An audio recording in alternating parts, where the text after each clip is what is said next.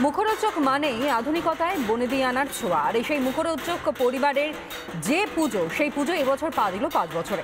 উপস্থিত কোয়েল মল্লিক অভিনেত্রী এবং এই মুখরোচক পরিবারের পুজো, বাগানবাড়ির পুজো, পঞ্চম বর্ষের পদার্পণ। ঢাকে কাঠি হাতে নিয়ে রীতিমতন ঢাক বাজাতে দেখা গেল অভিনেত্রী কোয়েল মল্লিককে।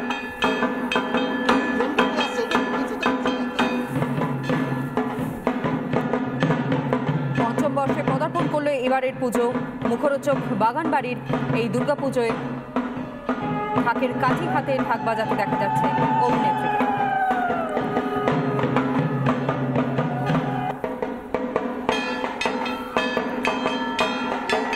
সাধে গন্ধে আহ্লাদে মুখরোচক মানেই কিন্তু একটা আধুনিকতার ছোঁয়া, কিন্তু তার সঙ্গে সঙ্গে মুখরোচক নামটা শুনলেই আমাদের কান থেকে ওবার কথা আমাদের চোখের সামনে কি ভেসে ওঠে।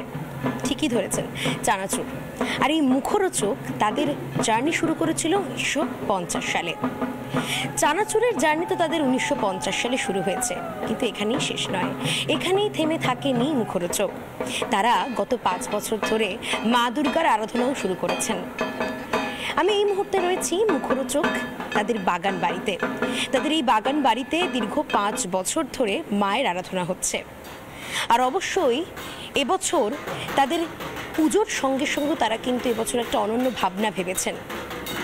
যারা অতি দরিদ্র, যাদের পুজো মানেই কোথাও গিয়ে দিন আনা দিন খাওয়া সেই মানুষগুলোর হাতে তারা বস্ত্র বিতরণ করে দেবেন। কারণ অনেক মানুষ পুজোয় নতুন জামা পরতে পারেন না, অনেক মানুষের ইচ্ছা থাকলেও উপায় থাকে না। কিন্তু মুখরোচক এবার তাদের পথ চলা কিন্তু একটু অন্যভাবেই শুরু করছে। মায়ের পুজো তারা শুরু করছে সেই সমস্ত মানুষের হাতে বস্ত্র বিতরণ করে। এই মুহূর্তে আরও একটা ছবি না দেখালেই নয়, মায়ের সামনে আমরা দেখতে পাচ্ছি আরও প্রতিমারা দাঁড়িয়ে রয়েছেন একের পর এক। ভীষণ সুন্দর করে সেজেছেন তারা। সব থেকে বড় বিষয়, তারা একই রঙে প্রত্যেকে সেজে উঠেছেন, পরিবারের প্রত্যেকে। এই মুহূর্তে যাবো একবার প্রতীকবাবুর কাছে। প্রতীক চন্দ্র এই মুহূর্তে আমার সঙ্গে রয়েছেন, অন্যতম তিনি ডিরেক্টর এই মুখরোচক কোম্পানির। আগামী দিনে আপনারা কিভাবে কি সাজাচ্ছেন, কি প্ল্যান প্রোগ্রাম করছেন যদি রিপাবলিক বাংলার ক্যামেরা সরাসরি? আমাদের প্রতিদিনই আলাদা আলাদা প্ল্যান থাকে। তো ভোরবেলা উঠে আমাদের নবপত্রিকা স্নান করা থেকে শুরু করে অষ্টমীর দিন আমাদের সন্ধি পুজো আছে বিকেলবেলা, নবমীর দিন কুমারী পুজো, এই সমস্তগুলোই থাকে প্ল্যান। এবং সমস্ত আমরা ভাই বোনেরা, পিসিরা এবং যারা যারা আছে আমাদের ফ্যামিলির মেম্বার্সরা যারা আছেন, তারা প্রত্যেকে একসঙ্গে থেকে পুজোতে খুব এনজয় করা হয়।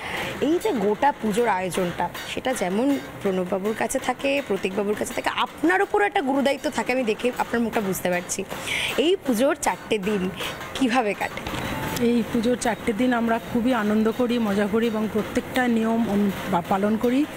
আর আমাদের সমস্ত নিয়মগুলো সবাইকে নিয়ে করা হয়, আর খুব মজা করে আমরা এই নিয়মগুলো করি এবং আনন্দ করি। পুজোর 4টে দিন কি এখানেই কাটে নাকি অন্যান্য জায়গাতেও সবাই মিলে ঘুরতে যাওয়া হয়? না, আমরা একদম এখানে সবাই মিলে থাকি, সবাই মিলে এনজয় করি। হ্যাঁ, একদম একদম। এইটা কিন্তু একটা বিরাট বড় ব্যাপার। এই যে জয়েন্ট ফ্যামিলি আমরা বলে থাকি, যৌথ পরিবার, সেটা কিন্তু দেখাই যায় না। ভীষণ সুন্দর লাগছে এই যৌথ পরিবারের মাঝে দাঁড়িয়ে।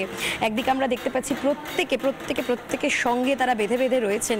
এই দুর্গাপুজো মানেই কিন্তু পরিবারের প্রত্যেকে একসঙ্গে থাকা, একসঙ্গে বাঁধন তাদের এই যে পরিবারের সঙ্গে একসঙ্গে বেঁধে বেঁধে থাকা, এটা কিন্তু ভীষণ নজর কাড়া বলতে গেলে। মুখরোচকের পথ চলা আগামী দিনে আরও মসৃণ হোক, রিপাবলিক বাংলার তরফে এটা আমাদের শুভকামনা রইল।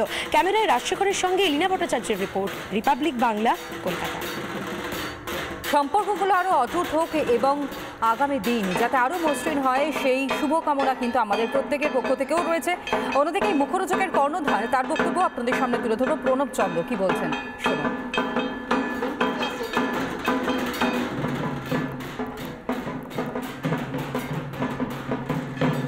অ্যাকচুয়ালি আজ থেকে 5 বছর আগে 15ই আগস্ট ছিল দিনটা।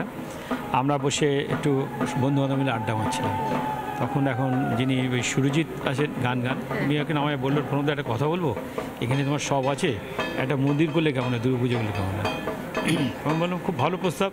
তো আমরা সবাই মিলে তখন করলাম কি, চিন্তা করলাম, বলো তো তোমরা সবাই সাপোর্ট যদি করো তাহলে আমি করবো, একার পক্ষে তো সম্ভব হবে না, প্রচুর খাটতে হয় এই দুর্গা পুজোর সময়। বললাম কি আমরা মজা করতে করতে আমাদের একটা ছোটো ভেতরে একটা হল আছে, হলের মধ্যে আমরা কেউ ভালো দেখি দুর্গা ঠাকুর এখানে কেমন মানাবে, কেউ দুর্গা হলো, কেউ সরস্বতী, কেউ লক্ষ্মী, কেউ অসুর, কেউ এরকম হলো, হয়ে দেখলাম না কিন্তু খারাপ লাগছে না। তো মাথায় খেলে করে এবং 1.5 মাসের মধ্যেই আমরা এখানেই ঠাকুর বানালাম, বানিয়ে পুজো করলাম এবং সাকসেস হলাম এবং খুব ভালো, সবাই বলে ভালো। তারপরের বছরে আমি এই মন্দিরটা তৈরি করলাম। আমার নাতিও ঠাকুরে মাটি লাগায়, ও ওষুধে মাসাল জীবনে বানাচ্ছে দেখছেন, ইঁদুর তৈরি করছে, সিংহকে তৈরি করছে এরকম। প্লাস এই যে রং হয়েছে না, রঙে আমি যখন চক্ষুদান করছি তখন আমার নাতি বসে হাঁস রং করছে, হাঁসের ঠোঁটটা রং করলো, কি ইঁদুরটা রং করলো। ও তো ছোটো, উঠতে পারে না ওপরে, তো নিচে থেকে এইগুলো রং করে আর আমি বসে তখন মায়ের চক্ষুদান করি। তো এটা আর আমাদের এই যত সাজ দেখছি সব নিজেরাই করি। শাড়ি যে আসে, শাড়িগুলো আসে বেনারস থেকে।